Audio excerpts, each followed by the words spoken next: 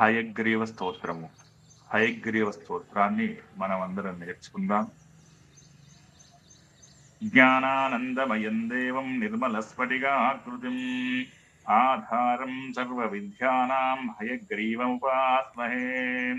స్వతసిద్ధం శుద్ధస్ఫటికమణిభూభృత్ప్రతిపఠం సుధాసద్రీచీభిः దుతిభిరవదాత త్రిభువనం అనంతైః త్రయ్యంతైః అనువేతహేషాహలాహలాం హతాశేషావద్యాం హయవదనమీఢీమహీమహః.